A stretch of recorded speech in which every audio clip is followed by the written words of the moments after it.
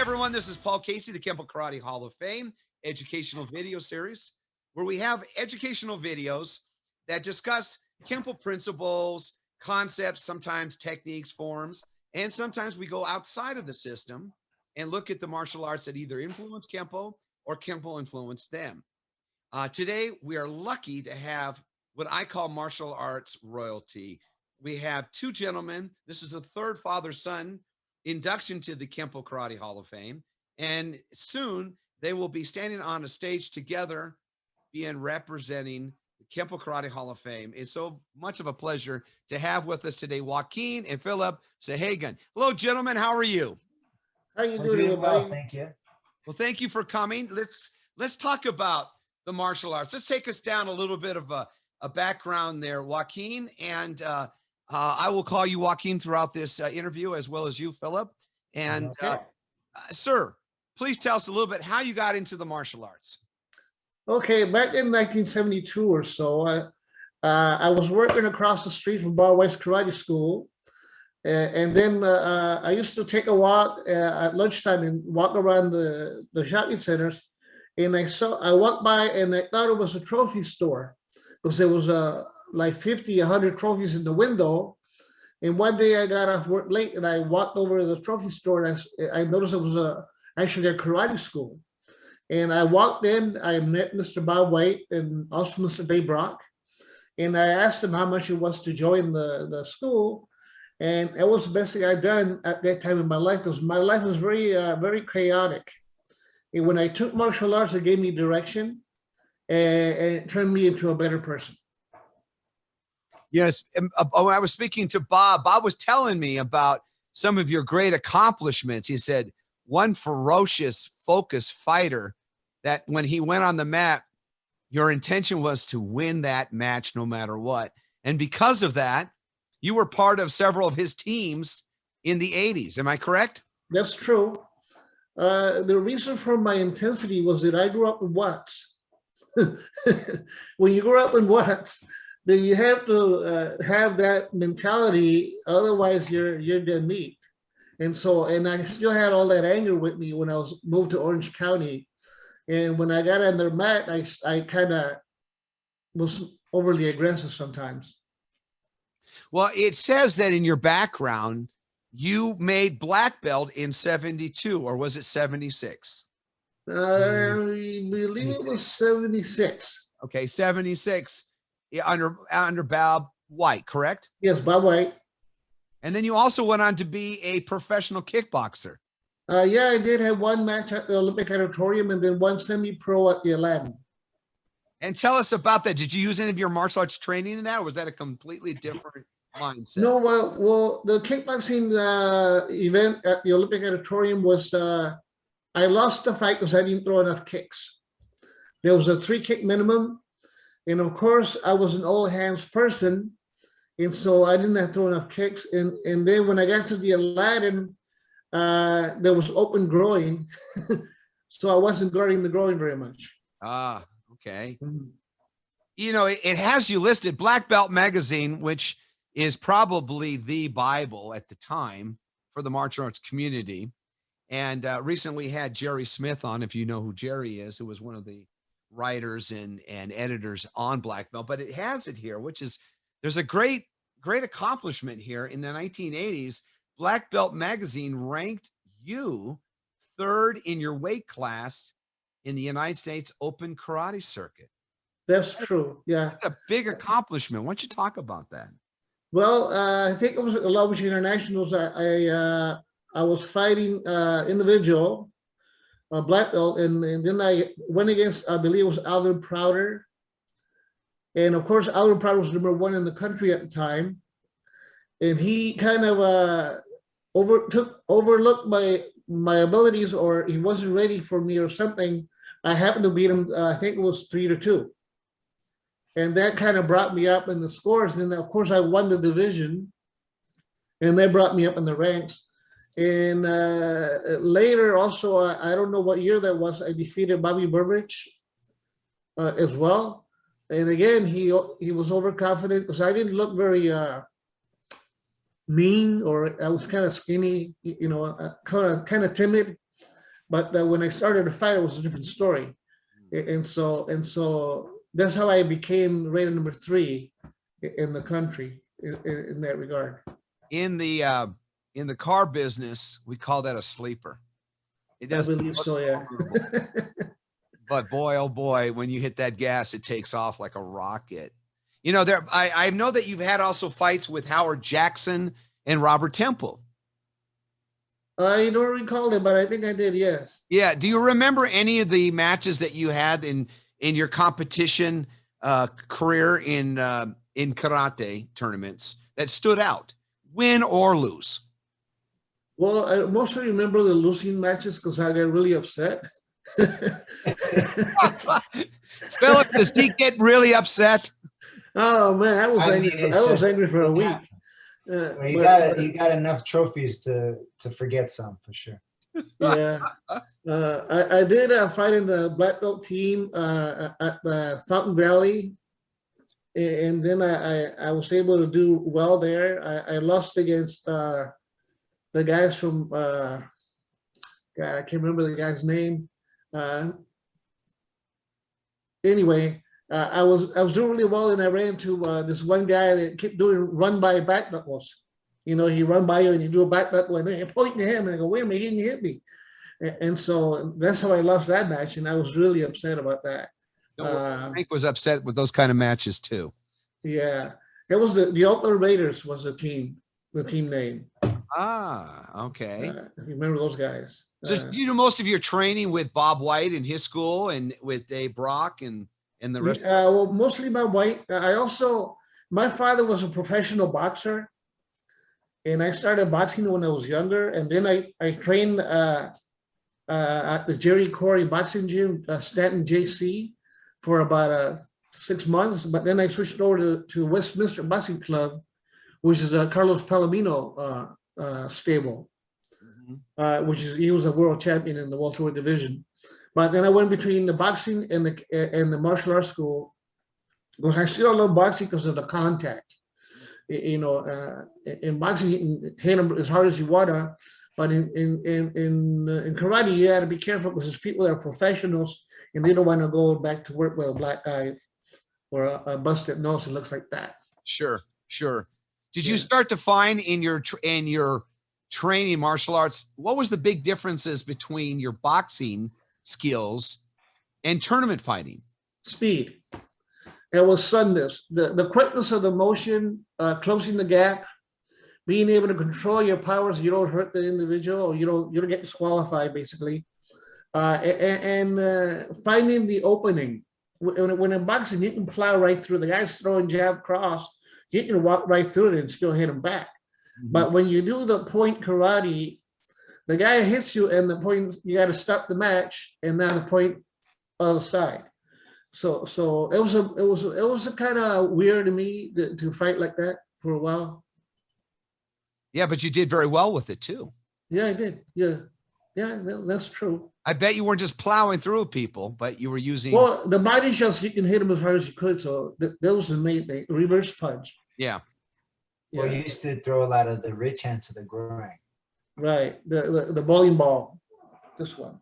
Yes. Back that one and then come around like that as you run by. Did you ever get a chance to meet Mike Stone? I did, yes. Okay. And Priscilla. Yeah, we've had numerous conversations with Mr. Stone. I really admire him. What a great martial artist and an amazing human being with his mindset, the way he looks at the martial arts and life.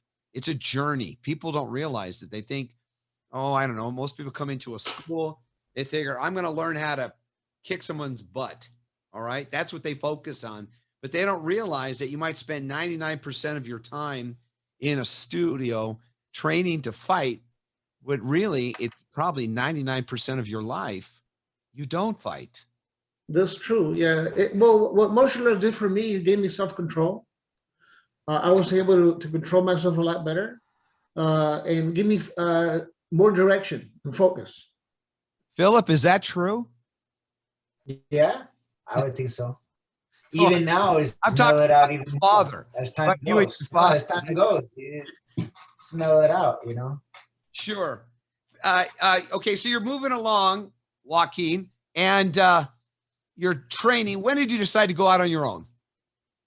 Oh, well, I have left my white school and I was struck.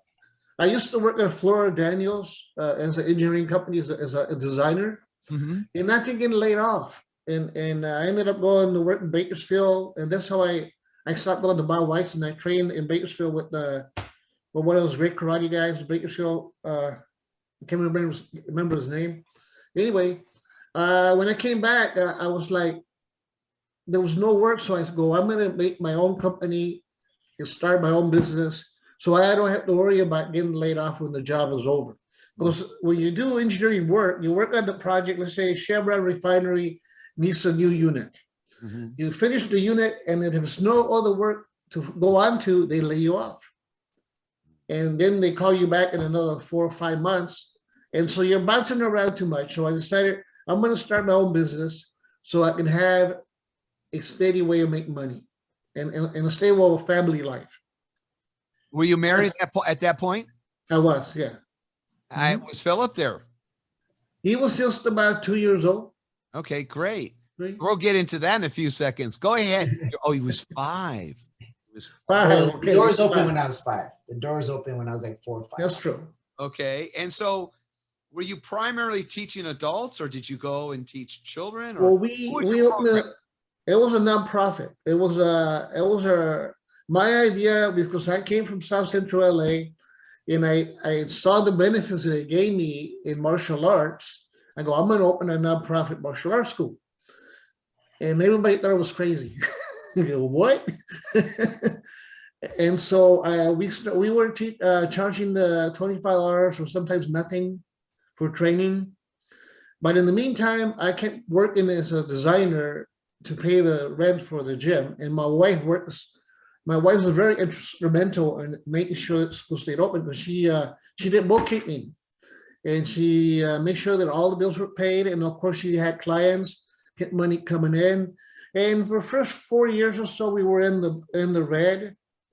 And then finally we leveled off till we were making a little money, but I still had to do consulting work as a designer, and I had to travel. So it was a tough game. There's a lot of people never heard of a nonprofit martial arts school. Absolutely. Well, you know what? The interest, though, was there for you. There's no doubt. Now, you originally obviously, you've said that you've started in boxing, and then you gravitated over to the martial arts, getting into Kenpo. Are there other systems and styles or influences in your martial arts journey? No. So it's always only Kenpo and boxing. Always Kenpo and boxing. Well, Mr. Parker was really strong on that because, as you know, being on the streets of Hawaii, he had attained a black belt in judo. His father was on the boxing commission, so he had Western boxing. So he had those two going, and then obviously he met Matosi, and then he met Chow, and then he took the jiu-jitsu and he started to morph it together. And I always asked him about that. I said, how come we don't do more ground techniques? He said, well, everything with Kenpo you can do on the ground. He said, I just don't want to be on the ground, because once I'm on the ground, I'm compromised, because it's never just one person you're fighting. That's right. Always some kind of hyena that's out there waiting to jump in on the fracas and tee your head up as a volleyball and kick it. So there's never I learned that in South Central LA, there was never a one-on-one fight. There was always 4 or 5 against 1. And you have to be very, very quick and be able to get out of it fast, or find a safe haven. Like I used to go to this store, and every time I went to the store and came to, or left the store, I jumped every time. And so I learned where was a safe place to go, because there were so many. It was like 4 or 5 people jumping you at the same time. And so that's why grappling to me doesn't really appeal, because if you're in a street fight, it's not going to be one-on-one. It's going to be several people on you. Yep, that's Mr. Parker. He would always say, if you're going to do it, Paul, get in it all the way and get it over with quickly. Right. Because those other two, they're going to jump. They're going to do something. So now you're training and you're raising a family, and your son's there. and obviously you brought him in to the martial arts, correct? Well, he was there by default because we had no babysitter. and the discipline was true. Yeah. Right. Are you, by the way, how many children do you have, Joaquin? I have two You have two. from this marriage. Okay. And I was married before that, but we won't go into that. Okay, good enough. You're trained. Your son's in there working with you. Was he just interested in following dad around, like, or was? No, actually, he liked doing martial arts. He was always grab a stick or something. He was swinging it around and twirling it and flipping around and jumping. He was a very a good fan of the Ninja Turtles. I was born in the Ninja boom. My son loves you. He loves anything Ninja Turtles. Mhm. Philip, he's there. Okay. Right. I mean, if we go into his room, you'll find it. You know, it's that and Batman and a few other things. So we got like that. So you're training, you're bringing your son up. Are you involved in any way in television or motion picture work? Well, at one point, I decided I needed to make more money than I was making. So I'm going to try to work as a movie extra to see if I can meet some people and then I can get my son and my daughter into it if I know how it works. So I ended up going to Central Casting, and Central Casting sent me to a movie, and then they were looking for a mean-looking guy, and the director looks at me and goes, "Hey, you," and he puts me behind the bar as a bartender, and I'm going, "Okay, just hold this glass and wipe it," and I go, "Okay." So I wiped the glass for about 12 hours. It was, and I'm going, how much money does people get made? They get paid all this money, and it was only 2 scenes, and they didn't know the lines. They kept screwing up. But can I say the name of the movie? Yeah, if you like. It was Charlie's Angels. Okay. And the bar scene when the guy takes off the mask. Yeah. I was the bartender. Ah. And I'm going, hey, this is really, I'm going to try this acting stuff, see if I can do this. And then I got several more roles, but I decided I'm not a good actor because I could only get angry. And so I became a talent agent as a result. But we did get to work with Jackie Chan. Philip and I were in the movie Rush Hour as we were featured extras. And then, because I wanted to show Philip how to get into the business, because if you do good in that business, you're going to make a lot of money. But it's very, very hard. Yes, it'll give you opportunities, and you can then make choices that you need. Right. I can understand completely. So now I'm a talent agent. I'm SAG-AFTRA and Writers Guild franchised. And I still help Philip teaching out of school on Saturdays and whenever he needs help. Well, let me back it up, because you probably have spurned the interest of a few of our listeners that'll be watching it. So you're on the set with your son, and Philip, please jump in on this. Is this your first movie that you've been involved with? Rush Hour 3. Leading That was the commercial. first film. Yeah. Before that, I just did reality TV shows and different things. I was working in China a bit. Only one big show in China right before that, I think. Television was an extra in the show in the 90s. I was a kid, and it was the TV show called Nothing Sacred. Nothing. And that was the earliest memory, where I just was basically on a playground, and the main actress, who's elementary age, just has to pass me in a hallway, and I wasn't doing much, but it was just a strange environment. I didn't understand where I was, but that was the very, very, very first show business experience, was getting into the costume and just stand there. What was that? SAG-AFTRA? Are you? I'm SAG eligible. I haven't done my membership.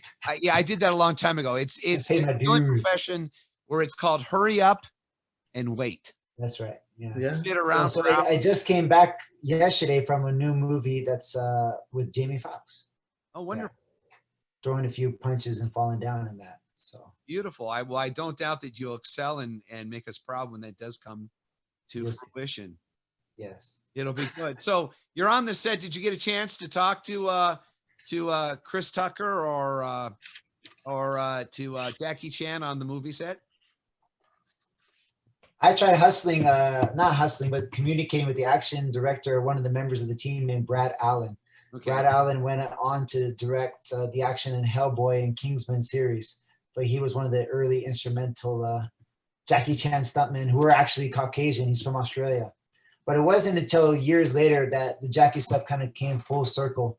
I'm talking years later, as in 2 years ago, which we could talk about later. But. Yes. So you're now developing as a talent agent, Joaquin. Right. So what are the biggest challenges that you found with being a talent agent representing martial artists for the movie industry? Well, I figured out the martial artists have a hard time remembering lines. And so I started switching my roster to have martial artists and regular actors. Right now, I have about 80 people on my roster, and most of them are legitimate actors who have good resumes. But I found that this business is a lot harder than what it seems. You know, it's a lot of personal investment in meeting and talking to people, and it was much harder than kickboxing. And that was the real deal. You proved yourself in a ring. You either were prepared or you're not. Right. If you're not, we know what happens. Right. Oh, that's it. So your son now is training, and you're a Kenpo guy. And Philip, you're training with your father, and you're learning Kenpo. It was brought to my attention that you have at least a 3rd degree black belt in Kenpo. Am I wrong? A 4th now. Now, congratulations on that. Thank you. Thank you. Great accomplishment. You know, to be any kind of rank above just first black. I mean, that just tells me you're moving in the right direction. And now you're doing the transition from the physical aspect to more of the dragon, the spiritual side, and learning how to educate and understand the principles, which is now where you're at presently. You're an instructor for the Cirque Soleil projects, correct? Yeah. So let's back it up. So now you're going into the martial arts. You became a black belt in Kenpo, I'm guessing, first. Am I right? Or am My father or me? You. I'm going Myself. right to you now. So you're a black belt under in the Kenpo system. When did you start to influence yourself with other martial arts style? Pretty early on, because when my family opened the school, the business kind of model was always that they had boxing and Americanized kickboxing, right, which is basically off the point karate style into that, so no knees and elbows. But we learned that stuff later on the side. So American kickboxing, boxing, and Kenpo was integrated all the time. So as a child, I remember just whatever, if I finished my homework, whatever class was going on, I typically would just get thrown into that class. Then also, being that it appears my family was rather open-minded about different styles of training, there was a myriad of different coaches who came through. So like resume, I was introduced to Tong Sudo, Doce Pares, Eskrima, different jujitsu, pancration. Even before the jiu-jitsu was pancration coach, Vale Tudo coaches. And that was all like sporadic throughout. We even had Shirinji Kenpo. I never did that class, but there was Shirinji Kenpo and many things, even Aikido. So there's a lot of open-mindedness and introduction of different stuff. But primary art, of course, was Kenpo. And anything that I kind of did was usually monitored by my parents, because it was all in the same house originally until I started going outside. Mm-hmm. And it was more or less my parents kind of filtering the coaches, I would think. You could probably ask, I think they would look and see if someone was talented and kind of do a trade-off and say, well, hey, let my son into the class. Like I remember the first time I was sparring Tong Sudo and I got axe kicked, and the axe kick was not prevalent in my Kenpo training. So I was like, what the heck was that? Like I was doing like a blitz, like straight on the Tong Sudo teacher who was older than me. He's an adult, right? And I was a teenager, and he axe kicked me right in the head. And I said, how you do that? Because you're in front of me and that foot was up here. So it was nice to kind of see the different stuff. But of course, like my father said, you tend to remember the failures more. So I remember losing a lot more than I was winning. And later on, when I met people who knew me as a kid, they said, no, you're pretty talented. But of course, having the mentality that you don't want to lose and you want to represent the family, the gym, the house, right? You want to always constantly strive for excellence. Well, family is so important. Is your mother a martial artist? So she was trained in Kenpo. My mother and father actually met at Bob White's studio. Right. Yes. My dad wants to elaborate on that. That's No. up to you.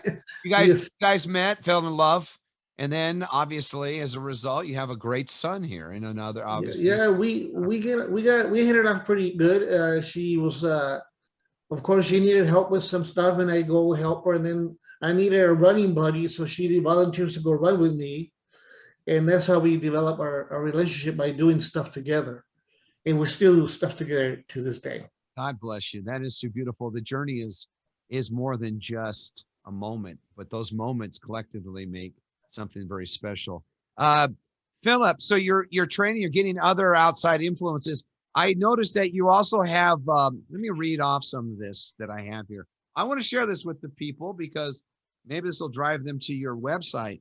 You know, and it says, obviously you have a background not only in American Kenpo, kickboxing, wushu, Shaolin, Kung Fu. You're a 7-time national weapons champion, Woohoo. a 3-time, you more than that? I said, woohoo. Oh, okay. Yeah. And he obviously has you, wherever I was, 3-time international martial arts council grand champion. Congratulations. Hey, thanks. Well, you're the one that earned it. You need people to hear that. And that's Sure. important. You're also you are a semifinalist on America's Got Talent. Yeah. You're going to elaborate on that because I know that's something interesting. And you are also 2 of the China's top rated reality competitions under Kung Fu Star and Jackie Chan's disciple. Mhm. All right. And then you later on, you worked as a ninja performer for Tina Turner. Yeah. You know, did you do it nice and easy? Actually, yes. That was your last song on that tour. That was the outro for the audience there. And working it on, and then obviously there's some other things here that you did in the festivals and whatnot. So what was it like to be on America's Got Talent? America's Got Talent was honestly out of boredom. By the time I did America's Got Talent, I did 3 shows in China and did the Tina Turner North American and European tour as part of her last tour. And I came home and I was bored. I started going back to regular coaching, and I was actually coaching since I was 17 or 18. Basically, when my parents said we needed a demo team, my first job was to kind of assemble a demo team. And that's how I get started in this whole live performance thing, was that assignment, because I would tend to try to go above and beyond for family duty, like try to do extra stuff. So then that then became America's Got Talent. Saw the newspaper clipping. I was actually on the way to Germany to teach a seminar. And I actually had a quick meeting with my guys who were more performers, martial arts athletes in the school, saying, who's going to go? Because I'm not going to be able to make the initial meet and greet with the producers. So they made a team of 5, but our team was going to be 6. They went and met the producers. I heard it was a bit messy, but then they got into the show. So then we started 3 rounds with 6 guys, but I was kind of heading the whole group, coordinating choreography, and it was fun. Of course, there's like internal, like ridiculous, crazy stuff about the show, but in general, it was a good experience. Yeah. Did you put together all aspects of the choreography? We had outside influence on the 3rd round because they had a choreographer, but to be perfectly honest, he really didn't know what to do because it was martial arts. He was a dance background person, so it was more just positioning on the stage, slight adjustment, and it basically the modification was a singular push between 2 parties to separate, and then it went into the number anyway. So that was basically it. But we also had another performer who was very talented, putting in some choreo effort, and he was from the Beijing Wushu team, which is the same team that Jet Li came from, the same coach. So he's also a very talented guy. I saw there was the group from Beijing that all wished you congratulations on you bringing the Chinese and Western educational value of the martial arts together. It was something recently. I just saw that in sometime within the last year. Right. So, which one? Well, you have a lot of videos on YouTube, and I really encourage the people watching this to get a chance to go and see Philip on his videos because they're very entertaining. Was that the Jackie Chan camp in Beijing? Yeah. Jackie Chan Center. Yeah. And right. Got it. They were very supportive of you and congratulating you and whatnot. But you have a lot of diversity there, and the beautiful thing is you're the future of the martial arts. So bringing that aspect of your father's upbringing and from your family heritage, your martial arts training of American Kenpo, but you didn't limit it there. Right. So what I think the most beautiful part of Kenpo is the analytical nature of the art, the ability to disseminate the information in a really tangible way for the students, because it's coming from that Western mindset. So then on the flip side of that, my kind of interest was delving into what some people view as the esoteric side of the art, which is maybe those things that come from Asia. But what I found is I speak Mandarin rather fluently now, at least within the subject matter of martial arts. I speak Mandarin. So when I communicate and started to learn the methodologies, I found that actually they weren't very different. There was, of course, like you said, a lot more crossover. It's just maybe misinterpretation of different concepts, like what is chi, what is this, what is that, all which is very easily accessible knowledge that's logical. That makes sense, which Ed Parker had the quote about logic over tradition. Yeah. And that kind of follows the same thing. There are people that are stuck with tradition, but overall logic and science, physics, all those things are what drives any type of kind of kinesthetic based art, right? We're movers, and our art has to be functional outside and inside. And in order to do that, we have to have methodology. So Kenpo philosophy is applied through all the arts that I teach or train. Do you read Mr. Parker's writings? Yeah, I read all 5. I actually was rereading these things. Yeah, they're on my bookshelf over there. I have a bookshelf on the side. We got about 200 martial art and philosophy books, and there's a Kenpo section. So I had to read 1 through 5 to get my black belt. How to do Tao Jeet Kune Do and Deadly Karate Blows, which was what Hyam's book, right? Yes. And then I recently started to reread it. Also, I read the Kenpo Conversations and different books such as that on the Kenpo subject. Yeah, Law of the Fist by Ed Parker. I have Law of the Fist by Ed Parker with the white cover one. Sure. Mr. Parker's whole analysis was on the rational thinking of he wanted a martial artist to be a thinker, not just to be a doer. Right. Well, so I find a lot of athletes, even in the circus world, they're really high in their discipline and abilities, and you've probably seen this before, but they just can't communicate it well. And they just can't maybe pass it on to another individual. If they start to talk about it, they're from such a high point, and it's not because of ego. It's just they've existed at this level for so long that it's very hard for them to come back down to the basics. So Ed Parker's ABCs of motion, all that type of stuff is still a very, very valuable coaching tool. So let me take you through some of the things that you've accomplished and things you participated in. You know, in your history, obviously you were part of China's Kung Fu Star Global competition. What was that like? Well, that was crazy. That was the first one that really kicked it off. So what they were doing was Shaolin Temple, together with Shenzhen Television, which was a rather new cable channel in China, co-signed a deal to produce this reality show, which was functioning kind of like American Idol in the format, but the subject matter was martial arts. So they wanted to find a new successor for Chinese martial arts in the 21st century. So what they ended up doing was they sent talent scouts out all over the world, and they basically found different people at tournaments and gave them an invitation by hand to come to this event. And so the North American event, I ended up getting 2 invitations because I won 2 championships that year. I think it was the Disney Championship and the Long Beach Championship. And there was a scout there, got the ticket. And basically my father, but also my other buddy, Wes, was really egging me on to go. And I remember thinking, like, it seems ridiculous because it had forms, fighting, and it had talent, it said. And I said, what on earth is talent? Like, this, I don't have any other talent. And just that line already was pulling me out of the idea of doing it. But with that being said, I was talked into it, and it was a good thing that I did because it ended up being very successful. So the North American trial had 300 handpicked people from Canada and the United States, East Coast and West Coast, come together in Los Angeles at a television studio to do 2 days of basically auditions. And the audition consisted of, we had to do a little sparring match to show competency. So luckily I was able to spar with a good friend of mine. So we just kind of went out there, threw some kicks, got a little competitive through each other, but it was good. Then we did forms. We had to do 2 different forms to show competency in more than one style. And then we had to do an interview portion. And then from that, the 300 in North America were narrowed to 3 with 1 backup. And then we were flown to China. So the whole process I found out later, it took 100,000 applicants. In 6 months, they narrowed it down to 36.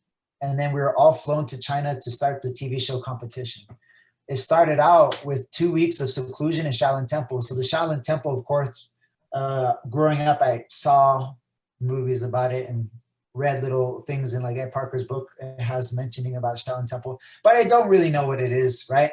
I had been in China before that, and my father and I actually saw it 2-3 years before, and I trained Shaolin martial arts in China, but the temple itself was rather inaccessible. When most people say that they train at Shaolin, mostly they make friends with a monk in the area, or mostly they train martial arts at a school next to the Shaolin Temple, but they just kind of use that as an umbrella.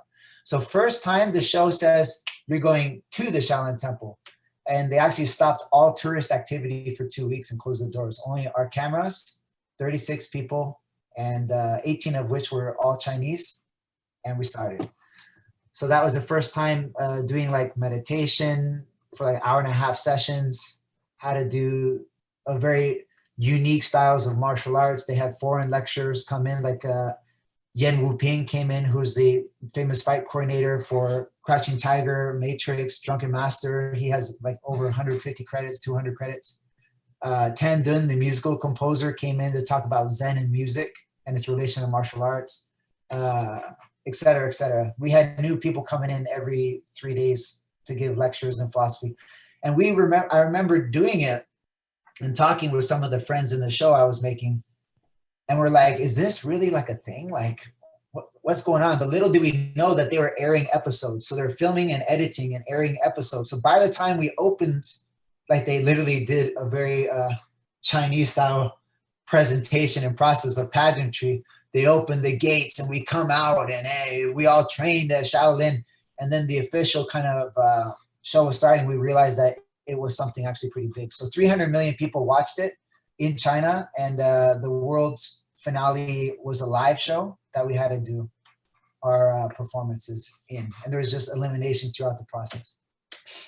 Amazing. What those are memories that will be with you and your children and their children forever. You'll be sharing that. That was fun. So I mean, from there I came back and I actually just went to college then at that point, because I was out of high school. So I did that. My mind was blown. Didn't know what to think. They wanted me to sign a contract. I ended up getting second in the whole thing. Only non-Chinese in the top 6.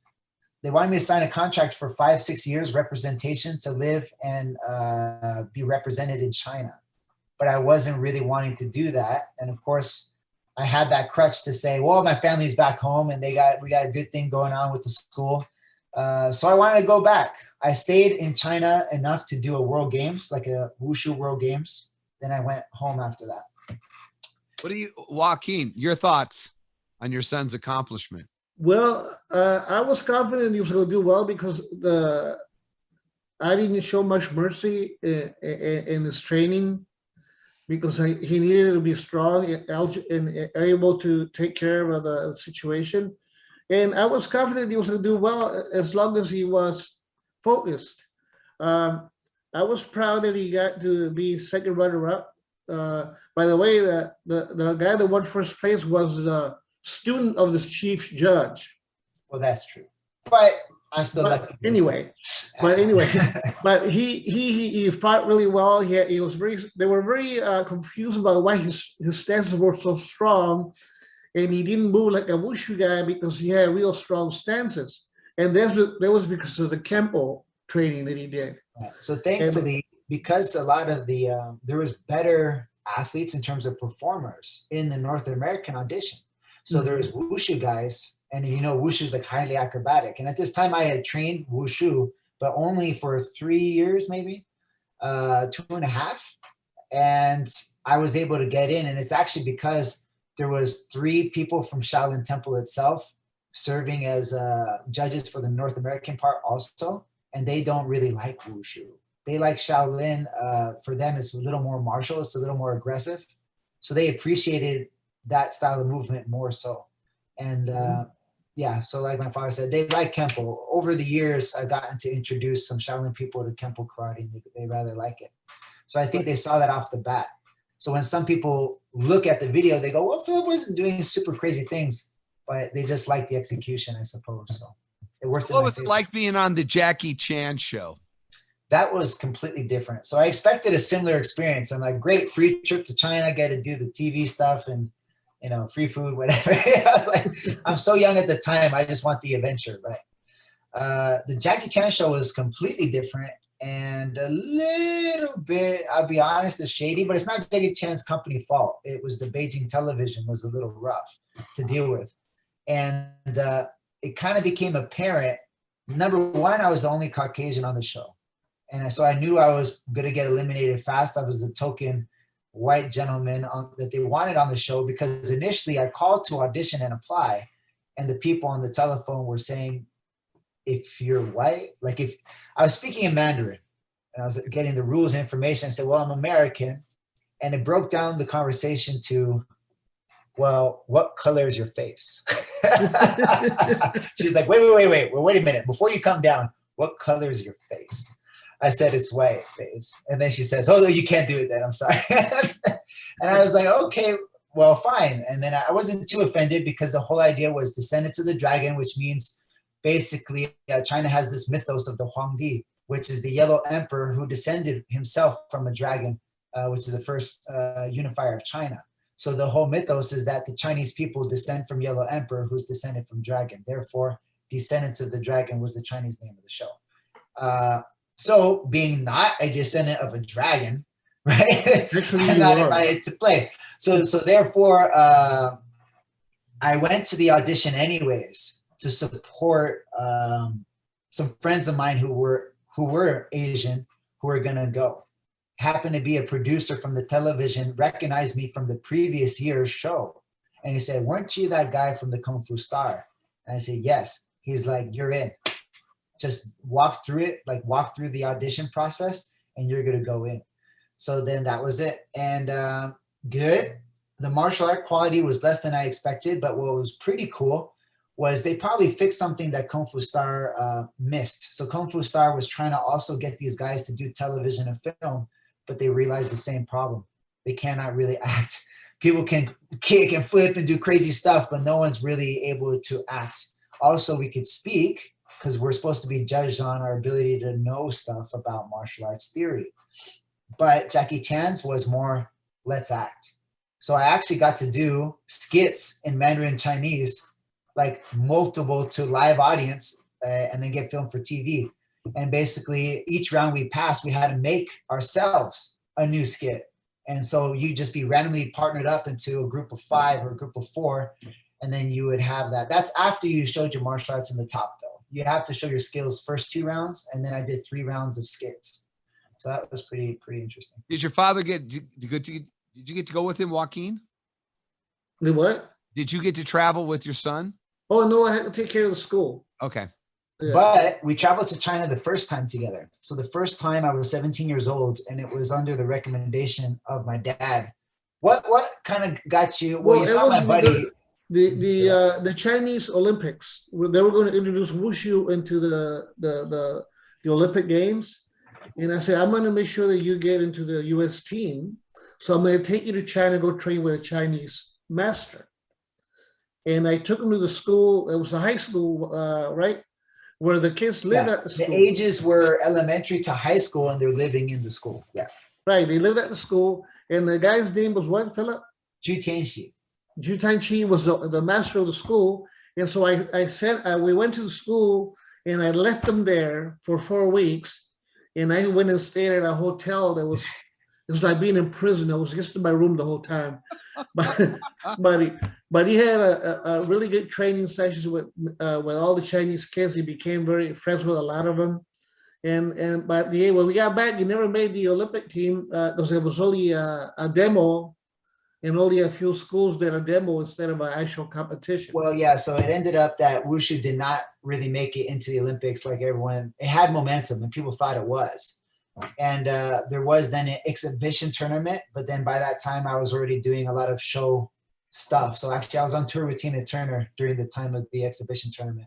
So let's jump out to do a world festival, but I was already working. Let's go to Tina Turner. So now you're segue. That was a perfect segue for me. So now we're going to go away from television and the martial arts. Now you're going to be a stage performer with one of the most famous rock icons, Yeah. Tina Turner. What was it like? How did you get the job? What did you have to do? So if I back up the story a little bit, again, because I was asked to do the demo stuff as a teenager, so help make demos to promote the karate school, I started to look at, okay, like I remember I took it so seriously, and kids would just come out and bow one by one and do a basic thing. But then that turned into actual choreography. I applied everything that I learned in different shows that I did and try to bring it back into our school's program. And what had happened is I actually got injured during wushu training. So wushu has a couple of difficult movements. And during one of the acrobatic, it's called the 720 to split, I actually like damaged my hamstring. So I was looking for a coach and a way to rehab my hamstring. And I ended up to walk into a ballet teacher's place in college. So I was going to college and I just needed, to do some classes in the day to regulate my athletic stuff while I'm still going to school. So I was jumping into this ballet class, and that teacher saw me in the class and kind of said, "You know something, huh? What do you do?" And then I told her I do martial arts, and she tried to encourage me to dance. Now, I never really wanted to ballet dance. I told her, I was like, "Hey, easy with the ballet, but I'm here to train. Like, I love and appreciate the strengthening." That was my mentality at the time. That was my mentality. Hey, but because of that open-mindedness and connection to continue to work with her, she said, "Well, how about this? We'll do crossover performance." And the first one we did was I did martial arts, and then she had ballet people. So we did like 3 different collaborations that then led to the connection of knowing the window to get to Tina Turner's project. So I got the phone call, and the story goes, would you be interested in doing a show with Tina Turner? And to be honest, it's before my generation. So I know of her, but not really. And I just remember this memory of when I was a little kid and I was walking into my parents' bedroom, and they had a little tape, a cassette tape that said Tina Turner, private dancer. And I remember being a little kid looking at that thing and going, what on earth is a private dancer? And then just walking, whatever. Da, da, da, da. And then so I'm on the phone 15 years later or whatever. And I think to myself, that's that private dancer lady. Yeah, I'm interested. I'll do it. And then that was that. So then it became, I had to work with the choreographer named Tony Basil, who is, you know who she is, yeah? Yes. Yes, she's on my phone. We're Here's buddies. mine. She's such a nice lady. Hey, Mickey. That's it. Hey, Mickey. So I met with her, and we talked about the needs of the show. So she had to come down to our school in California. This is my father's school.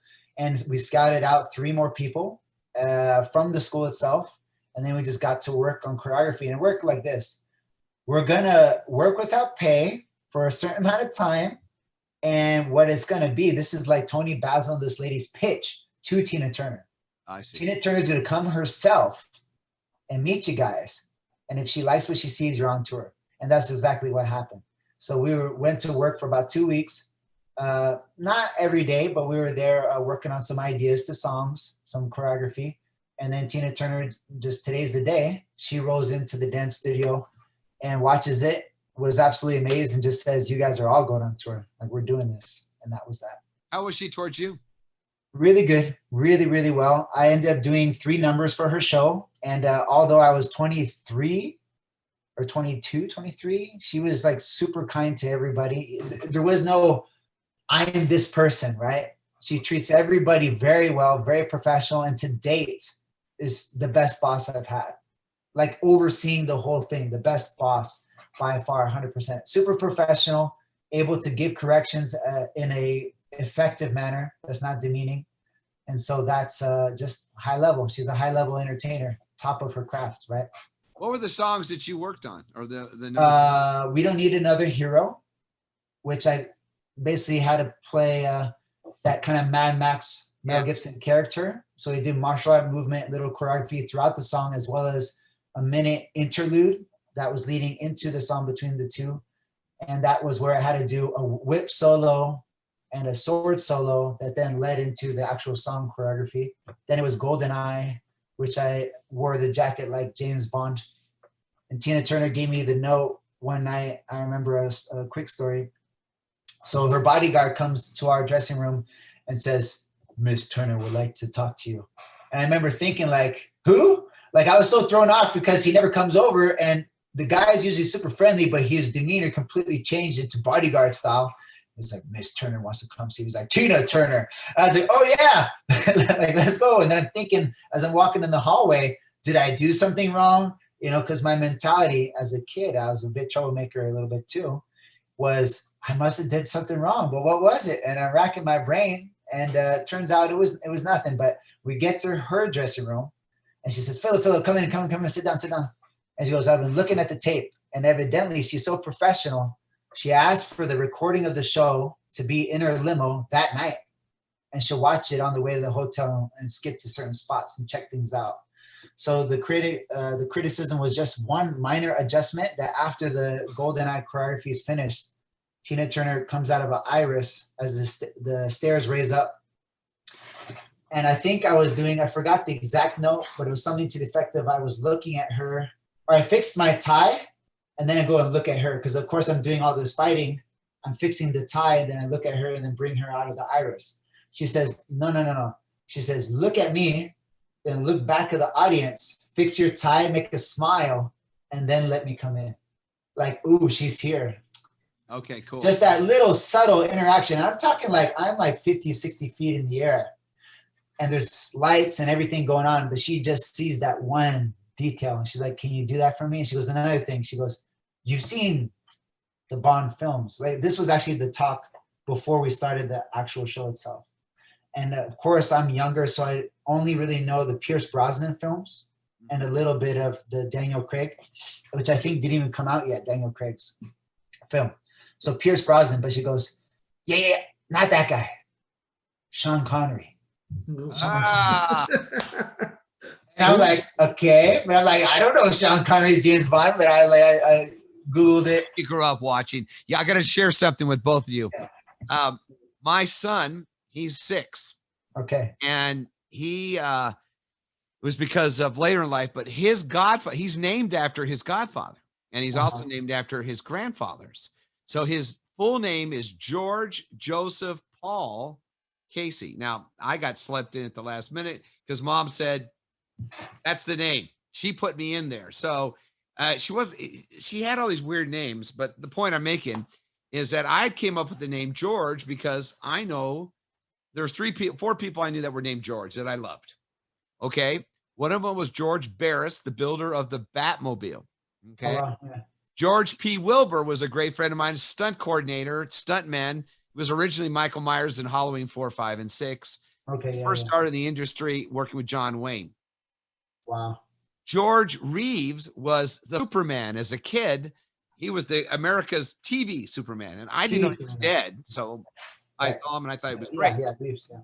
But the last one I really admired was George Lazenby. Lazenby was on Her Majesty's Secret Service. He was Bond number 2, who replaced Sean Connery. And he's an Aussie, and my son is named after him. So you talk about James Bond, his godfather is George Lazenby. So Bond, yeah, he had it down, man. It's there, huh? Oh yeah, those guys are cool. Yeah. They're really cool. I almost got to demo for Harrison Ford, but it didn't pan out because I was at Cirque. I got the call to do a banquet private demonstration for George Lucas and Harrison Ford, which would have been great because one of my things that I perform is the whip. Oh. So I would have got to do the whip for Indiana Jones. It would have been great, but we missed that boat. Do you know Anthony DeLongis? You know, only in passing. We've met each other a few times on like internet type stuff, but no, I never at length sat down and talked to him, but I want to. Yeah, he's a friend of mine. And Terry Leonard, who doubled for Harrison in the first movie, he also drove the car in Christine. He's a very famous stuntman. But the guy that did a lot of whip work was James Winburn, and he doubled on the whip for Travolta and also Stallone. You know, and so I mean, that whip technique thing, that's a very cool thing. And they taught me how to use that. So in the back, sometimes when I'm bored, I'll grab my bullwhip there you go. And I'll take off. So if we're bored backstage, we can just start cracking. That's exactly. I love that, man. And with Anthony, it is almost like a butterfly going. Right. It's amazing. So the whip that I did was mainly self-created off of actually martial art content that I accumulated, and a lot of it was Kenpo-ish theory. Okay. But the one person who gave me some tips was actually Huck Planis. Oh, really? Richard, Yeah. huh? So I was performing the whip in the forms division. I think I was doing point sparring also that day. It was at a Long Beach tournament, Long Beach International. And this older gentleman comes over, and I didn't know who he was first. He's like, "Hey, you do whips, huh?" I'm like, "Yeah," talking a little bit. And then he's like, he's leaning towards his bag. He had a bag on his hip. I'm like, "What's this guy doing?" And he's like, come here. Let me talk to you. Let's work on some stuff. I'm like, work on some stuff. What has he got in his bag? And I don't know. And then he introduces, like, "I'm Huck Planis." And I go, "Oh, like, I know the name." He's got a bag on his hip full of whips. He's just walking around carrying the whips. He's like, "I don't go anywhere without my whips." And then he just starts showing me some whip stuff backstage at the Long Beach Internationals. But yeah, so he gave me like a 2 moves was from Huck Planis, actually. 2 points I'll make real quick. One, not only is he great with whips, he Right. also is very close with one of my good friends, Gil Hibben. I know your dad knows. Yeah, the knife maker. Yeah, Gil Hibben. Mr. Hibben is one of my favorite people. I love both his sons, Wes and Derek. Now, good chance Wes will be there, but I want you to know Huck Planis will be at the event in a few weeks. You'll How be about that? Take the That's whip full with you. circle. I haven't seen him in a long time, since I was probably like 18 years old or something like that. Yeah, just it'll be great. The Hall of Fame, the way Bob put it in the first year, he says it sort of reminds me of the internationals when it was great back in the 80s. He says, man, it was just that magical moment. I mean, people coming together that might have wanted to punch each other's lights out, and they walk in the room and go, instead they're hugging each other. Like, man, it's so good to see you. So you'll be seeing some really superstars. Nice. Okay, finally, let's go to the final thing before we end. By the way, you got such great energy, Philip. You're going to be an amazing contribution, and one of the seniors someday that people will look back and say, "Gosh, I need to spend more time with this young man." Let's talk about Cirque Soleil now. You're now with Cirque Soleil. You've been doing some stuff. Your father's been involved with that. Why don't you tell us a little bit about that? So Cirque du Soleil, actually, I got scouted in 2006. I got scouted the same year that I did that first TV show, and I ended up not going. It was for the resident show in Las Vegas, and I just didn't like the idea of a long-term contract where I was going to go stay in Vegas for that time. But I was able to keep in touch and kind of cordially decline the invitation, but then still remain in contact for martial arts. So over the years, actually 2 Cirque scouts went to our California school to come say hello to events, and we took a couple people to audition. We were getting free tickets. So very slowly, over a process of like 8 to 10 years, these guys were just, "How you doing, Philip? How you doing, Philip?" And then finally in 2014, they got me to go Zumanity show at New York Hotel and Casino. That's a great show. That's one of my favorites. Well, that's where I met my wife. She's one of the Mongolian contortionists on the water boat. Wow. Do you have any children, Philip? I have 2 right now. I have an 8-year-old and I have a 16-month. Well, congratulations. Thank Those you. are truly blessings, and I know you'll be an amazing dad. My 8-year-old, he trains as well. Does he? Will Yes, he be with you that night at the Hall of Fame? he can be. Why don't you bring him with you? How about you, Joaquin? Are you going to bring anybody with you? Yeah, it's gonna be a 4th generation. Awesome. The little one waiting, he's 16 months, so he's just chilling. But yeah, the other one, he's cross training, so he does contortion. He does a little bit of the kickboxing basics. He does wushu, and he does his Kenpo. Good for you. Wow. Well, it is a family thing. I look at it as this is the extended family that Mr. Parker believed in. As you know, our heritage is Hawaiian, and the Hawaiians take that very serious. They usually break bread with family, and that's one of the beautiful things. And I've always admired that aspect of our lineage. So I'm going to close out now. Joaquin, any final thoughts about what we've talked about today or about your son? Well, he's going to be putting together trips to China to go train with Jackie Chan, right, Philip? But yeah, Not yeah, yet. okay. It's a I mean, secret. that's out of the bag. I mean, it's pretty much a sealed deal. We were gonna already do it because of COVID. It got postponed. So we've been in talks to actually go ahead and do some training camps. The last 3 years or 2 years, I've done 3 camps at Shaolin Temple already, where I've taken about 80 people to China over the span of the 3 camps. So what we do is a week-long boot camp, not really tourist stuff. It's more training. So they're doing 6 to 8 hours a day. 1 week of what's called the Lohan training, which is in an academy. And then it's 2 days of specific Shaolin culture in the temple. So we wanted to do something very similar. And thankfully, we've made a decent connection with the Jackie Chan company in China. And he has a stunt training facility in Tianjin, China. So we would take people in there to be trained by his stunt team. Will any of his team, or will they be here in Las Vegas next month? Next month, I doubt it. No, because the country's COVID restriction is still pretty tight on people going out. Yeah. I hope that you can invite any of the people that you like here in Las Vegas to recognize there at that event. Any other future projects for you, Philip? Well, just that new Netflix thing's coming out. So that's Day Shift with Jamie Foxx and Scott Adkins and a few other people. And teaching. K-Star Training Academy, kstarlv.com. So teaching in Las Vegas. We're doing our martial arts and contortion for health, for recreational practice, and for professionals. We'll have to explore that because I actually got turned on to Scott recently on Netflix watching I think one of them was The Debt Collector or something like that. Yeah. The Debt Collector. I sort of actually enjoyed it. It was sort of like so you know the blonde who he fought in The Debt Collector, her father is a Kenpo guy as well. Really? I did not know that. I know that there was was that the one where they were they used actually a Kenpo school in North Hollywood on one of his movies. Remember that? And then the outside is all red. I'm not sure if I remember which one that is, but I think I know the school in Hollywood because that's the one that North Hollywood area. What was the black belt who's over there? Do you remember? Muhammad. His name is Muhammad, I think. It's not Muhammad Tabatabai. That's not. No, it's another one. No, it's not Tabatabai. No, he was in Encino area. Okay. I don't know.